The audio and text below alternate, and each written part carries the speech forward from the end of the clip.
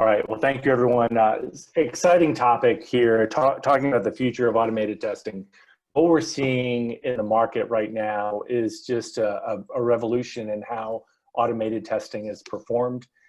If we look back to where we were 10 years ago and we look to where we are now, it really is amazing the amount of change that the industry has had. And that is just continuing to happen on a monthly basis. You start to see new technologies and new solutions coming out. So as Denise mentioned, I'm CTO of Kobiton. I've been with Kobiton for 2.5 years, and briefly, we support remotely testing on real physical devices, and we have a set of capabilities that allow you to quickly run audit tests, create an author test without writing any scripts. So today I'm going to talk about tools. I'm going to spend a lot of time talking about different tools in the market and what they do, where they fit into the overall automation test flow. I'm going to discuss processes with regards to automation testing, what these tools have done to the processes, and how as automation engineers, we have to adjust our workflow that works with those tools. And then I'm going to talk about what this means to testers and what this means to all of the automation engineers and the manual testers, and how that impacts their role within the company and the value that they bring to the company. So let's dive into tools first. I'm going to talk a lot about deep learning, machine learning, artificial intelligence, and self-healing. And I just want to make sure that I get the semantics right before I dive into this language. And you've heard it a lot, I'm sure. And if you look at it from an overall hierarchy, artificial intelligence is the overall umbrella that, and if you look at it as broadest term, it just means it does something smart. So you could essentially assess that everything that a computer does is smart. But AI is this overall umbrella. Usually it has some heuristics that instruct it on how to do something as smart or close to as smart as a human. And then deep learning is or machine learning is a subset of artificial intelligence, and it's just a way to train either using supervised or unsupervised techniques, a machine learning model to do more human-like capabilities. And then deep learning is a subset of machine learning in that it just piles together your model into multiple layers. It's typically a deep, many-layer model. And then finally, the second part of this is self-healing, the ability for scripts to fix themselves as a new product release comes out. So there's less flakiness in scripts, and automation engineers are required to do less to keep those scripts up to date. So now that we have those terms out of the way, I'm going to talk about web tools first, and then I'm going to go into mobile tools second. And across web, I'm going to go through each of these tools, give an overview of what they do, and then I'm going to talk about how they progressed, at least from a messaging perspective, over the past 3 or 4 years. So, when they came into the market, and then how they've changed their message over the past 3 years. So I'm going to dive right in, and I'm going to talk about the first one, which is Testum. And so Testum does script-based and script-less test authoring. You can write scripts, and or you can just record scripts.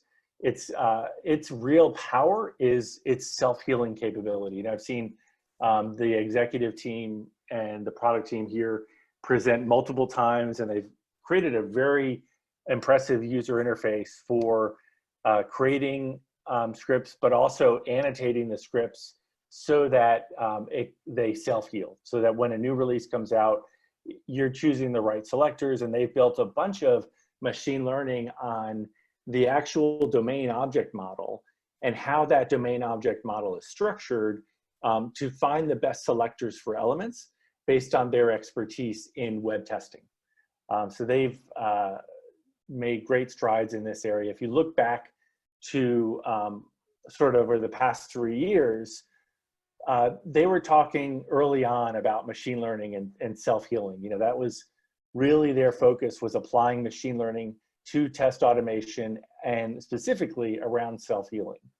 When you go into 2018, they started to change their message a little bit, and they talked a lot more about the authoring. They focused more on the authoring piece and how tests learn through that authoring, through that automation of when there is an issue, when you cannot find an element, to go ahead and mark the right element that and train the machine to do it better and better each time. I think this is when I started really paying attention to test them. And you know, now it's very much focused around authoring, code and codeless. And one of the things you'll see across the industry, especially with web, is even the companies that started really heavily on codeless have shifted to do more and more code-based and codeless, right? There's sort of that complementing both completely codeless automation as well with coded automation, and how do they coexist? And we'll talk about that as well when we get to the people part of this.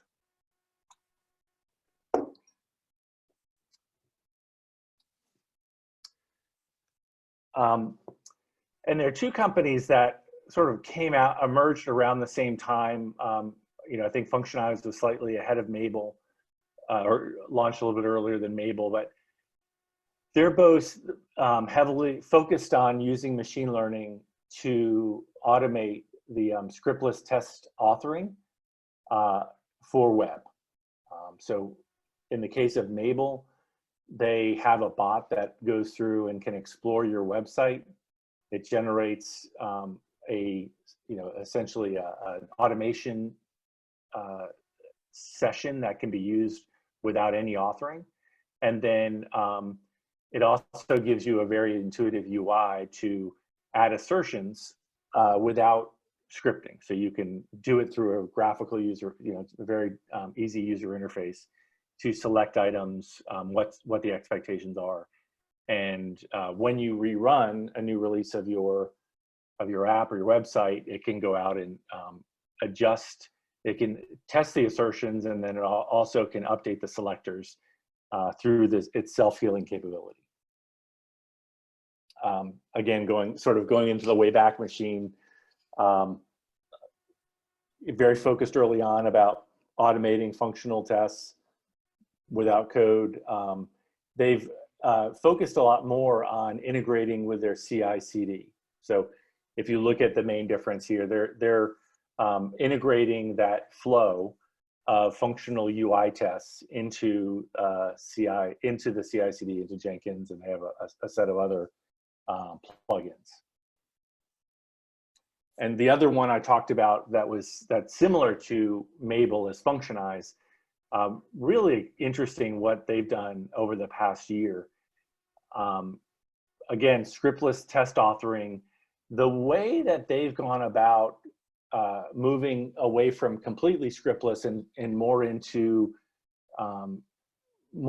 a code-like interface is to use natural language processing during the authoring flow. So instead of writing code, you know, they have a intuitive user interface where you can just type in, you know, click on, and then it will autocomplete and it will show you the different elements that you may want, that you can click on that page.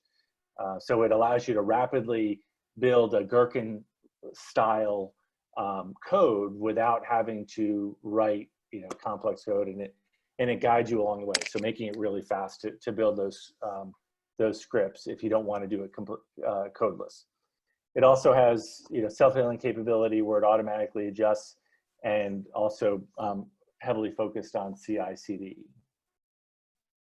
And just, going back again a few years back, focused, they don't mention machine learning here at all, very focused on moving your test automation to the cloud. And then when you get into 2017, there more emphasis on AI to allow automation without writing code. Today it's very much on intelligent testing and intelligent test automation. The next company I'm going to go through is Applitools, and Applitools, these guys are the pioneers in visual comparison and visual validation. They have an API that allows testers to post a baseline of an image for a screen, and then compare that baseline to new releases. For every when there is a difference, you as a tester can look at really 4 different modes of comparison. You can compare pixel by pixel, and that creates a bunch of noise just because there are minor pixel differences that are likely to happen just because of anti-aliasing of different images during different test executions. The second is what they call strict. So that is the same as the pixel comparison, but it factors out the anti-aliasing component. So you don't get a lot of that noise, and it compares 2 screens without all the noise. And then the next 2 comparisons, one is layout, where it's just looking at the different parts of the web page or the image, and looks at how the layout might be different based on a new release of that web page or that product. And then the fourth is content, where it doesn't look at the layout, it's looking at the content, the images, have they changed, and it focuses more on that. So when you get a new release of your product, or it could be a mobile app screenshots, or it could be web page screenshots, and it does a comparison, and you can go into those any of those 4 modes to make the comparisons and create your defects based on that release of the product. So these, they were the pioneers in the industry. Another company, I'm not sure if they're in my list. Let's see. No, they're not. Another company that was just recently purchased by a browser stack named Percy was a latecomer, recent entrant in the market. They were picked up by Browser Stack, and they focus really more on the developer and on the pixel level comparison that Applitools does, and also the anti-alias version. So they don't have the concept of the layout or content that Applitools has, but they do. If you're a developer and you want to make sure you didn't mess anything up in a release, you can easily go through and run your tests, post them, and see did anything change inadvertently. And again, if we go back to 2015, early days of Applitools, one of the important parts about Applitools is they sort of step away from the automation piece, the scriptless automation, everything that I talked about previously with Mabel and Functionize. They don't try to go into that space. They're like, you can use a variety of tools to automate your flow. We are here to compare different visual components of your application from release to release. And they would do web and mobile, and they really focused on creating an intuitive interface to do this. They've got much more into automating that visual testing, and now the focus today is still focused on visual testing using visual AI, as they call it.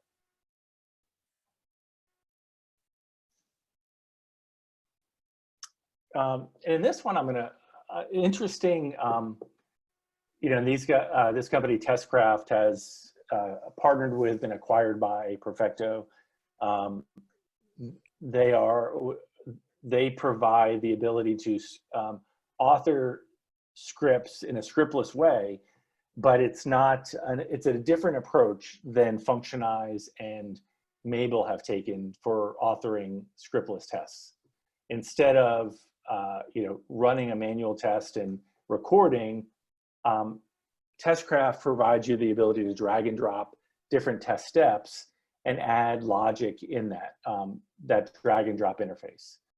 If you want to build a test, you can have your screen and you can drag it around. You can also modularize these components. One of the drawbacks to scriptless automation generally is the script that gets generated isn't something that you really want to maintain. It's not object-oriented or modularized. One of the advantages of Testcraft is it does provide you that ability to modularize or componentize each of the test cases and chain them together in a sequence. There's still a lot of work that needs to go up to, you need to invest up front to create that initial script, but once you create it, it's easier to move things around, and it has some self-healing capability. Back to the Wayback Machine. Testcraft in 2017 focused on codeless test automation, and then they started to move more into with introducing AI, because I think at the time it was the key word. You got to put artificial intelligence in front of everything, and now it's much more. They've taken this and sort of positioned themselves as an easy to maintain scriptless automation.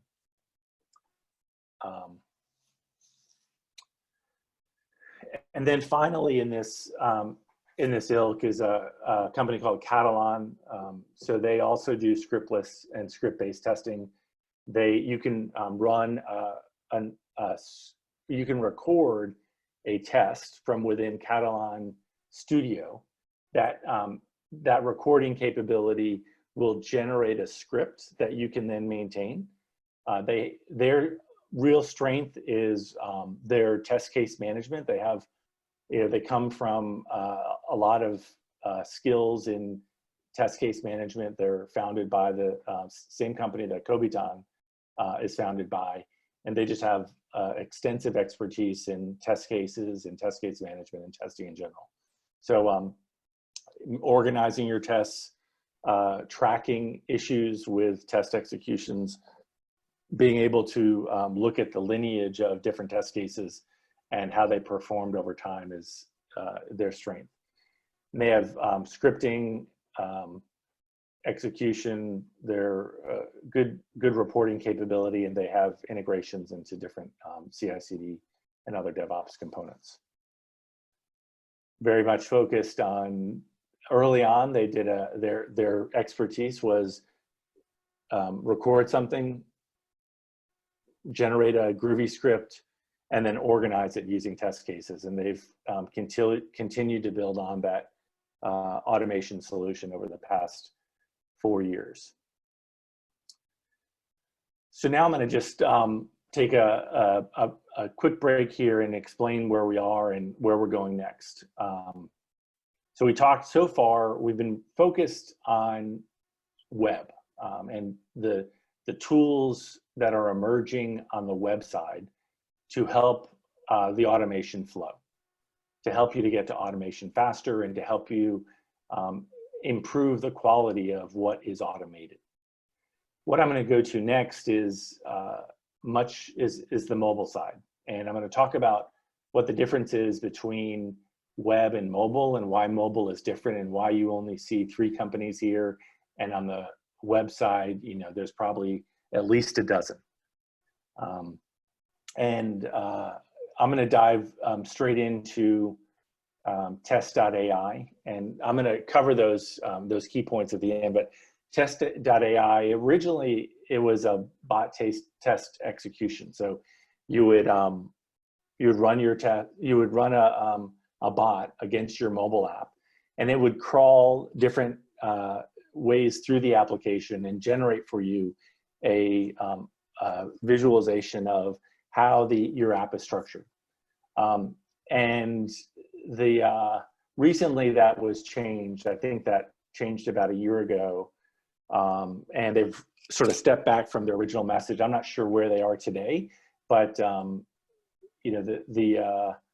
I think one of the challenges they ran into was something, and I think the same issue that was run into by Mo Quality is unlike the web world, where there is a W3C specification for HTML. And if you're running Chrome or Firefox or Safari or any other Opera, any other browser, those browsers are going to adhere to that W3C specification. So they're going to follow the HTML guide. And in doing so, as a automation engineer, I know that I can rely on the selectors being the same across different browsers. That doesn't exist in the same way on the mobile world. In the mobile world, there is no specification, there is no requirement for the device manufacturers to render native applications in a certain way. So what Samsung may render on one of their devices is completely different than what LG renders, is completely different than what Apple renders. So this gives the manufacturers at times a competitive advantage on how they render the user interface. They see not just their hardware, but also the customized operating system as their differentiator. But also when you start to think about what the impact that has to testing, and now the need to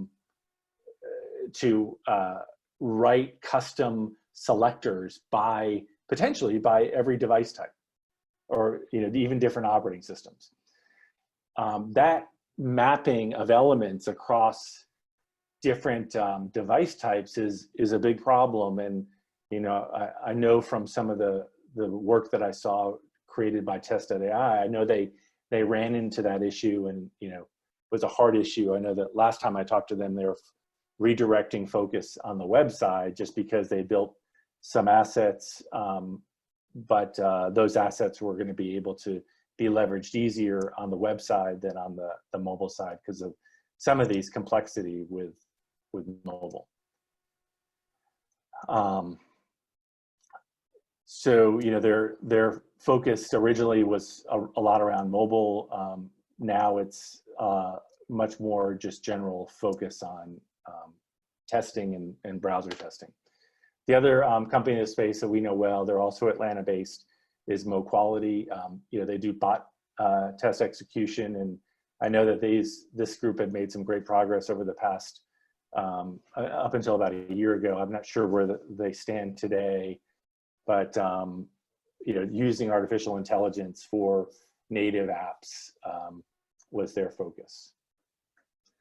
So when you look at sort of the maturity of these AI-based capabilities into the testing world from 2016 to today, what's apparent is the companies that were sort of latecomers into the web space were able to rapidly get to the same capabilities as some of the incumbents.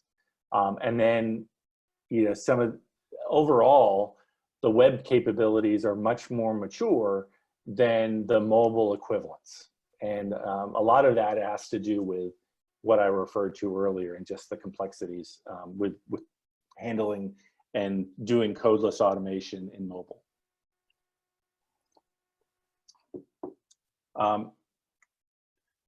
So I'm going to jump into sort of how we think of this at Coviton.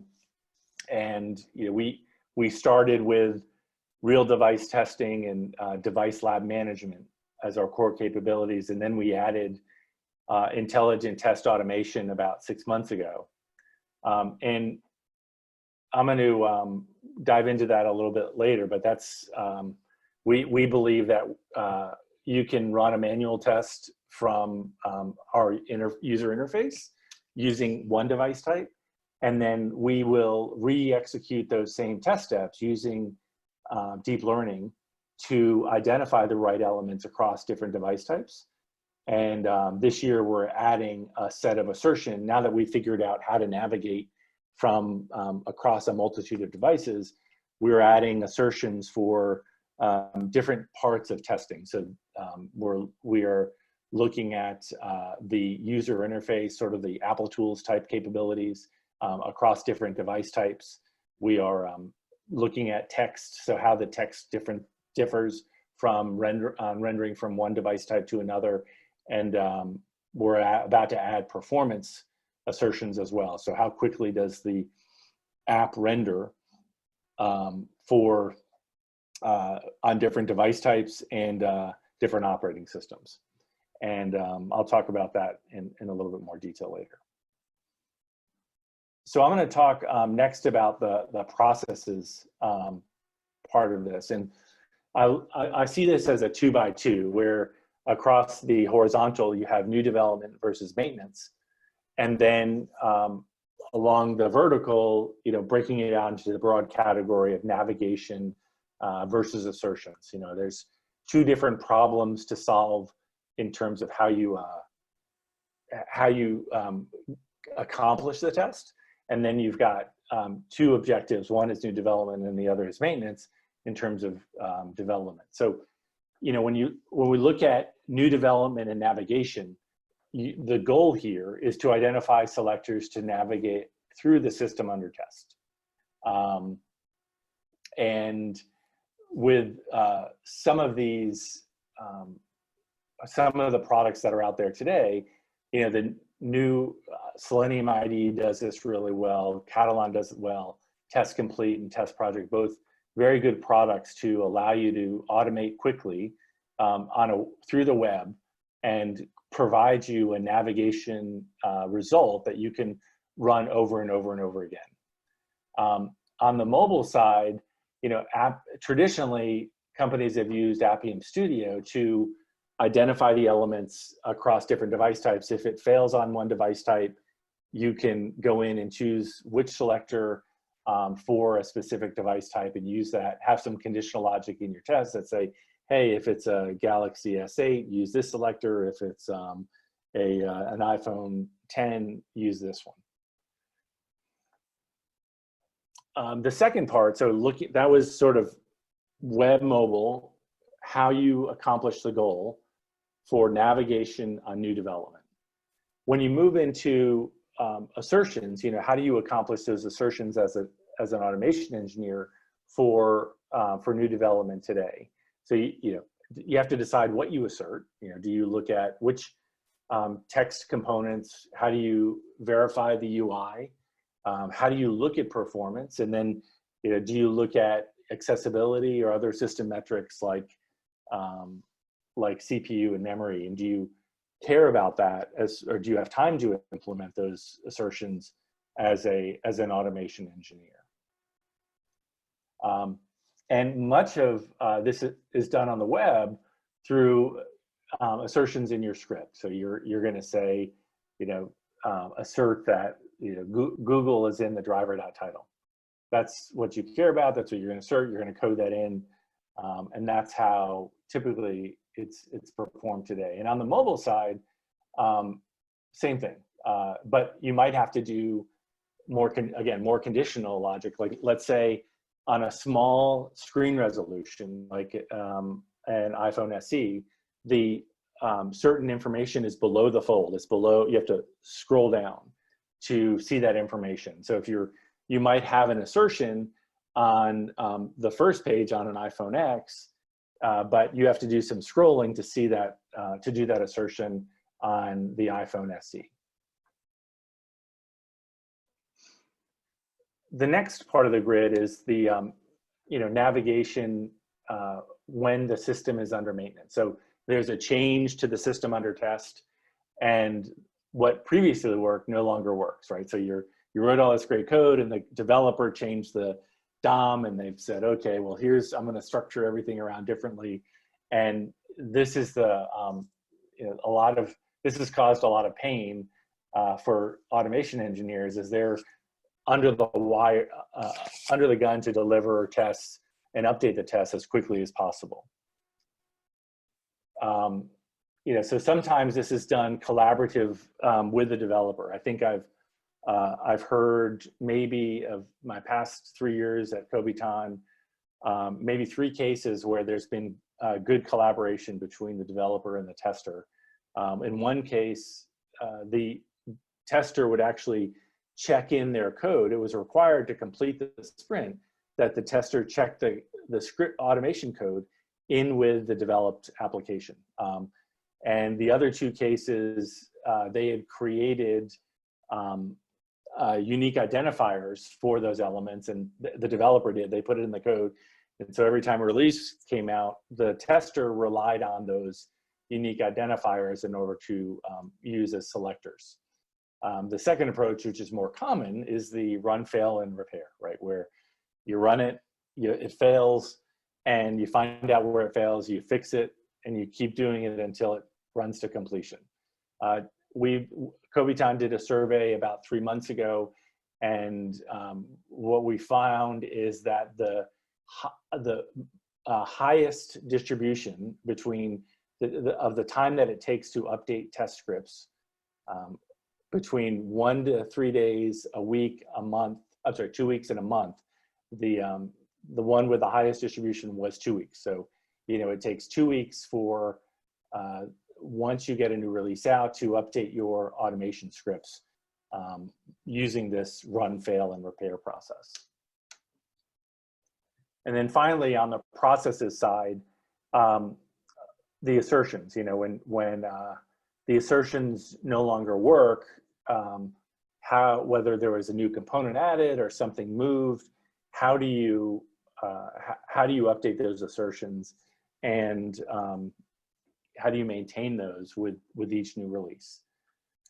So a lot of this is same approaches to navigation, with the caveat is, let's be real here. Like, how many testers are putting CPU assertions in, or how many testers actually have performance assertions when they're writing their first set of test scripts?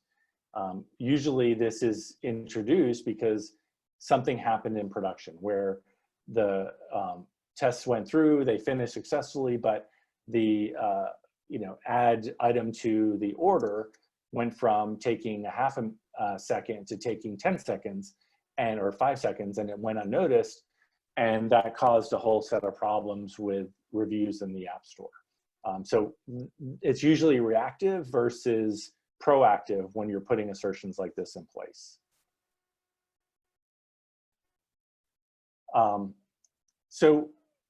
There's a faster path, and what we're seeing happen in the future of testing is this faster path to automation navigation. The most robust record and playback capabilities can auto detect flaky tests and even rerun. So, let's say you had a network issue that was causing a test to fail, and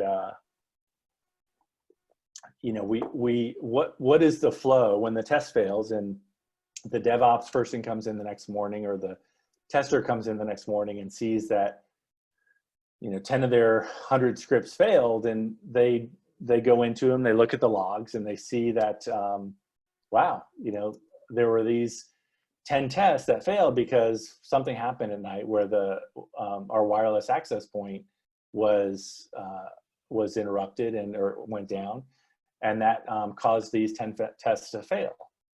So what do? Well, they rerun it. Well, that seems pretty straightforward for us as engineers with technology today to automatically detect that and automatically rerun at least once or 2 times if that were to happen. Obviously, reporting on what was done so that the tester knows, okay, the test was executed, it failed, here's the reason it failed, and the system automatically reran it, and the second time it went through successfully.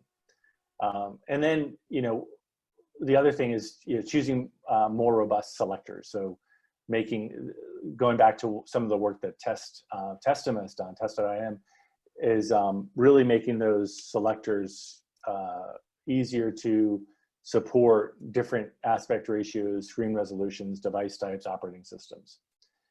And then self-healing maintenance with on the navigation side, just understand the what the intent is of application changes, and then self-heal those, and then notify the tester what has been done so that they can go back and say, yeah, this was the correct adjustment that was made, or no, this is not. And I think, one of the things that we're excited at Kobiton about is what we're seeing in the market is around an anomaly detection. We're getting all this data coming out of tests, and as the testers and the BI analysts just haven't gotten together closely enough to see all this information that's coming out of the test exhaust. Part of it is, how do we organize the data in the right way so that we can do anomaly detection? And then how do we write the machine learning models to actually, or the AI models to detect those anomalies? In this example, I'm looking at different test steps and, identifying the average or the median, and then the plus or minus 2 standard deviations along this blue line. And then on the green line is this last test that I just performed. What was the response time, or, what was the CPU utilization? What was the memory utilization for that last test? And calling out when there is an anomaly. But again, I think we can do better than just calling out the anomaly. It's also being able to explain it. Being able to say, well, was it because the payload increased tenfold, and that's why it was slower? Or was there a network glitch at the time that really slowed everything down? Because we could spend weeks analyzing what caused this without that additional intelligence from those test executions. We have the data, it's organizing it the right way and presenting it the right way to the tester to be able to make good decisions on what to do. And the other part of this is, looking at time series data and what trends might be hidden in that data. Again, we get this exhaust of months and years of data.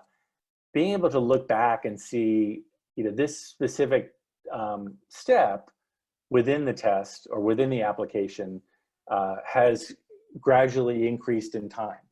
What's happening there? Is the size of the database increasing that's causing this to be slower each and every release? And what preventative action can we do to bring these anomalies that are more time series anomalies back to the norm, back to where it was, a year ago?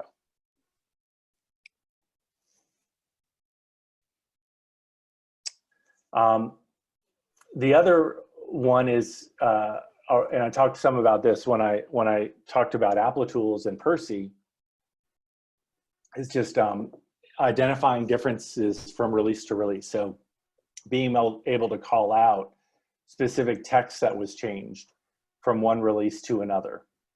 And pixel matching isn't the best solution here. There are a lot more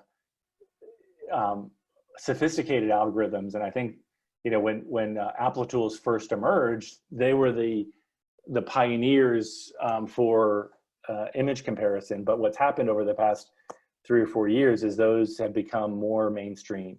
Google launched TensorFlow about 4 years ago. I guess it was 4 or 5 years ago, and since then, there's just been an explosion in different machine learning models that solve these specific problems. So, training a model on what's different versus what's not different.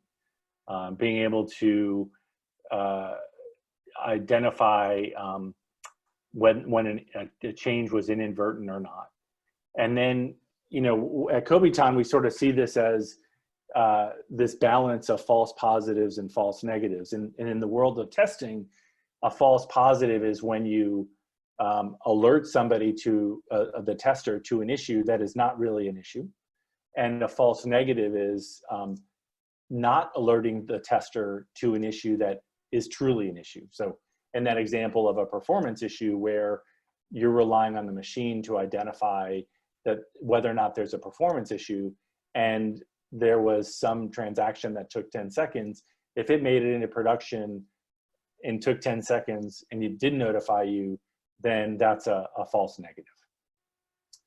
And we've coined this term at Coviton, the TACE model, which looks at what's on the horizontal, what actually happened, and on the vertical, what was the model or the assertions predicted to happen. And you've got sort of a defect on this upper left area here is when there is an actual defect and it was found by the automation to be a defect. This is a true positive. These are the ones we want. Their target. This is the target of testing, is to find these. And on the bottom right here, it's the things that are not defects. The test didn't raise it, and it wasn't an issue. So this is something, we want to sustain. We want to have good code, but again, between the target and the sustain, the target is really the focus of testing. And the two, when we start to talk about machine learning and where things go wrong in machine learning, there are these two annoy and eliminate. And the annoy one is when you get the system or the test says this is a defect, right? The machine learning says this text is misaligned, but it's not an actual defect. And I call that annoying, right? You want to limit it, or else you're not trusting the machine. You lose trust, and you're going to spend more time sort of saying this is not an issue than actually testing. And then this is the scariest one, right? The ones that we want to eliminate. And this is when we predicted that the system predicted it was not a defect, but in fact it was a defect. These are the false negatives that need to be eliminated completely, because this is where this is the whole purpose of testing. And so the final topic is I want to talk about testers and what does this all mean in terms of the future of testing and how testing is increasingly being done and how it's going to be done in the future. What does this mean? And I think it's I look at it both in terms of manual testers and automation engineers. I think all these capabilities give manual testers to do things, more opportunity to create automation than they had before, without writing scripts. There's some great examples from Catalan where automation engineers who have some technical aptitude but didn't know how to make the leap into automation, where they could record a script and then they would record a test session. It would generate a Groovy script. They could go into that, they could read it, they could understand exactly how things should be structured. It's a different way of training. And then they could make slight adjustments if they wanted to, for example, make it a data-driven test without writing a whole script from scratch. And in the mobile world, just getting your environment set up with Appium is painstaking. In the web world, it's a little bit easier, but in Catalan just makes that easier. And then also automatically creating assertions. So the manual tester can automatically verify the visual components, the response time, and the text that gets rendered on the screen. For the automation engineers, I think the opportunity here is there are some really painful parts of being an automation engineer. The automation engineers, I've done it a lot in my life. And the part where I have to go in and find the element identifier across 10 different device types because my scripts are breaking is painful and I don't enjoy it. And I would like nothing more than for that to be solved so I can focus on the actual test steps, the sequence, and verifying the results. So, you know, having APIs that can help with that navigation part, but also making the comparison of visual components, the performance, all of these assertions, sort of delegate responsibility to these APIs to help me do my job, help me do more faster. You know, so where are we going to be in, you know, the next 2 years? And, you know, I think that our goal at Coviton is this ability to create automation tests within an hour that can run across all mobile devices and browsers. And then at the end of that, receive a list of test execution issues that, that the tester can go through and say whether or not they're issues. They can continually update their automation flow, create defects, and manage the quality of the application through different aspects, through performance, visual, crash, system metrics, different you know, accessibility, a wider range of assertions for the automation engineer. So that concludes my presentation, and I appreciate you listening. I've been talking for about 45 minutes now. So I think I will go into, Denise, is there, Yeah, there's actually a couple questions. I think the first one is, what are your thoughts on Tosca? Yeah, so I haven't spent a lot of time, honestly, on Tosca. You know,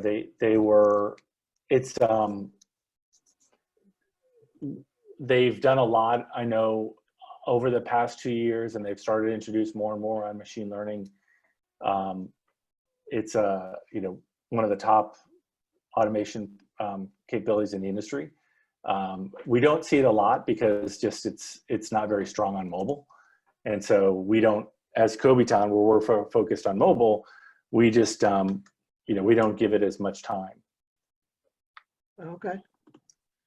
And then we have another question. What are the limitations to the scripting languages that can be used to create scripts for the automated web tools that use scripts?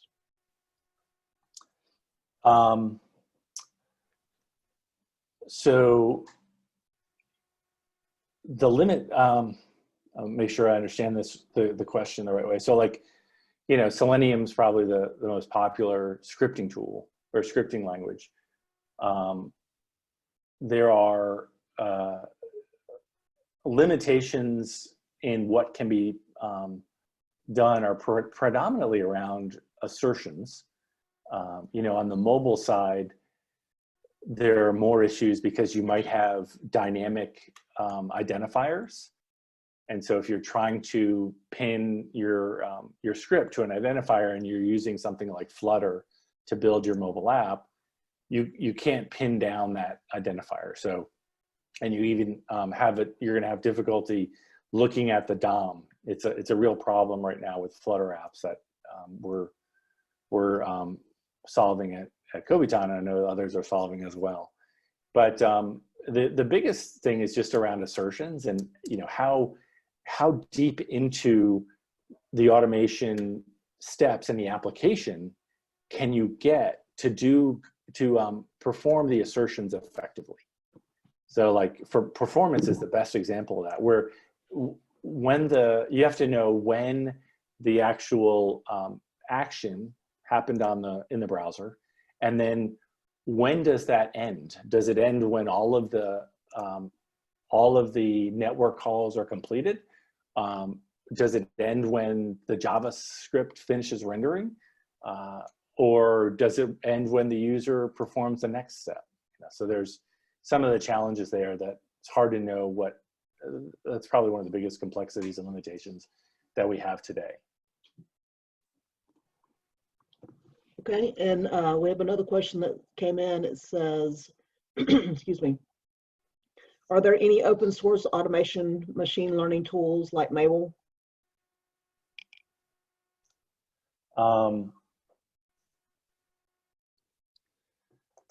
You know, there are plenty of machine learning tools out there. There are plenty of automation frameworks. There are no, that I'm aware of, there are no open source automation frameworks that are any good currently. You know, these are hard problems to solve. I think the best you get is like we just launched with our release that we did today, this morning, from your manual session in a mobile device. This is in beta. You can generate an Appium script. So you're not going to get, you know, the code that generates the Appium script, but the output, the artifact, is an Appium script that you can take and, you know, run on any other device farm. And then another question that we have is, so having recently used one of the tools you mentioned, I've been burned by the self-healing, actually finding the wrong elements, ending up on the wrong page, and then reporting a pass. What is your sense of the maturity level of these tools, and are they really ready for prime time? Yeah, that's a great one. So I'm interested in the question. The person who posted this question. I'm interested in how you felt about that flow.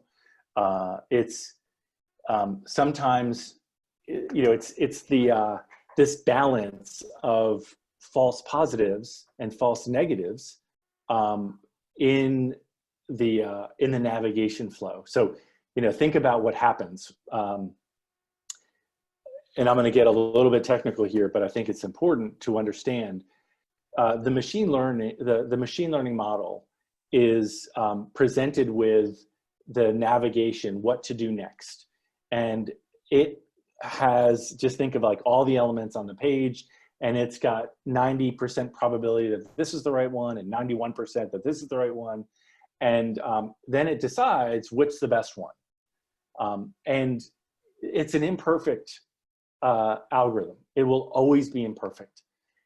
And I believe that there are too many machine learning models and systems out there for testing that don't accommodate the imperfection of machine learning. You know, if you go into building a machine learning platform thinking you're going to have 100% accuracy, you're host. It's just you're doomed. And I think what it's really imperative that you as an individual have a different tolerance for false positives. Like you don't want things to go wrong. So, you know, did it break anything? No. Did it? But it was annoying. And so you can, you as a user should be able to change your threshold in what's your toleration threshold. That might require you to correct the test more often. You know, you might be interrupted, the test might be interrupted 3 times a release instead of once, but at least, you know, you get your information right. And I think the industry right now is trying to figure that out. Like, what is the right level? And, you know, from a Kopitan perspective, we believe that a user should be able to control that failure tolerance. So you're like, listen, I don't want anything to tolerate. If the machine learning model comes with anything less than 98% probability, then let me know and I will go and annotate it. I will go and tell the script which one is the correct next step, and then it goes on and does its thing. So that's how I see this playing out over the next few years, and I think it is going to get better. We're still learning. Great. And do you know of a way to automate tests once across the entire stack of devices, and they specify Mac, iOS, Android, native Android, potentially even Windows? I assume this is on browser because you know, it wouldn't be native. And you know, some of these tools that do browser testing, you know, that in the first part of my slides, Mabel Functionize, Catalan will support those different executions. Now, they may not do it.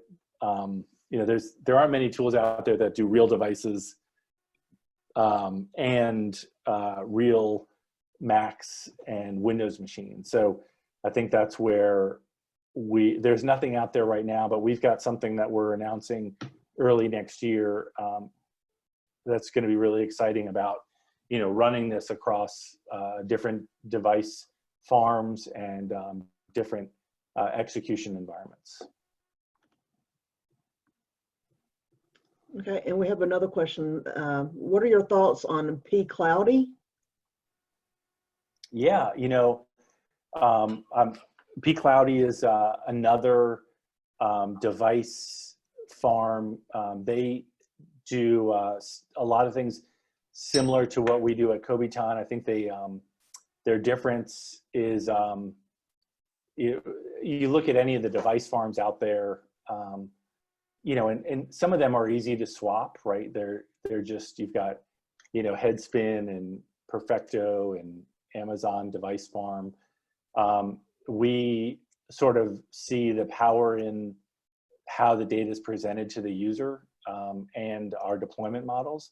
But, you know, I think overall, what's going to happen over the next year is just a lot more commoditization of device farms. You know, they're going to be, I think right now, AWS is at 18 cents a minute and we're at 10 cents a minute. And, you know, with P-Cloudy, I don't know what their pricing is, but that's going to all become a commodity. And what's going to happen is this layer that sits above the device farms that enables the automation engineer and the manual tester to do their job more effectively using real devices, whether it's Sauce Labs or P-Cloudy or Cobiton, whichever one, you know, there's this layer that helps them get their job done more efficiently. That's why we're investing, you know, heavily in machine learning.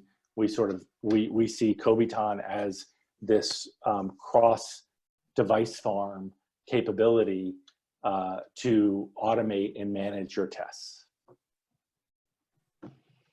All right, and we have another question. What happens to the more time for actual testing proposition when the false positives swamp the tester's time? Find another tool because it's not good enough. Yeah, I mean, seriously, like the false positives get really annoying. And, you know, I sort of, this is the way I look at it. As a tool that may present, you know, not exact results. So in one case, it might be a false positive. I sort of look at it as you get one chance, right? If I tell you as a user that this is incorrect, and then tomorrow you present me with the same problem, that's a problem. You know, I get really frustrated. If I tell you once and you remember it and you don't bother me again, then that's great, right? So I think that everyone should be going into this thinking, all right, you know, I'm going to tolerate one false positive for this specific screen, for this widget, for this element. But the second time, I lose my patience. I think the last question maybe that came in is it possible to automate testing within a native app on a mobile device using Cobiton or any other platform that you know of? For example, if I want to automate the action of checking an email from within Gmail app, is that possible? Yeah, so you can you repeat the question, please? Sure. Is it possible to automate testing within a native app on a mobile device using Kobeton? Oh yeah. Yeah, so that's what we do is we have the ability to automate a native application within Kobeton. You go in, you are presented with a user interface. You can launch a device. When you launch an application and you execute a set of steps, we will then present to you a set of devices that you can choose from to execute that same test across different devices. So you can say, I want to choose the top 20 globally or the top 10, and then we will execute that across those device types. You can also set up your own configuration bundle. So you might have your smoke test devices or your regression test devices, and you can you can configure those yourself, and that's what you run through. If you want to rerun that same test across these, your own top 10 devices or your smoke test devices, you can execute that from within your CI/CD pipeline. So you run a manual test, you set up your configuration bundle, you put that in your CI/CD pipeline, and you run that every night. All right, and I think the last question is probably going to be for me. So with so many providers in the web space, do you see one provider that is really kind of ahead of its time, or do you think that's really going to take the market by storm in the future with their tool? I think the jury's still out right now. You know, they're all progressing at different speeds, and they're teaming up in different ways. It'll be interesting to see how this plays out, but I know that there is a lot of noise, and there are a lot of great products on the web side. Mabel, Functionize, Catalan are three great products. So, I think they're going to continue to get better and better, but it's hard to tell who's going to be the winner.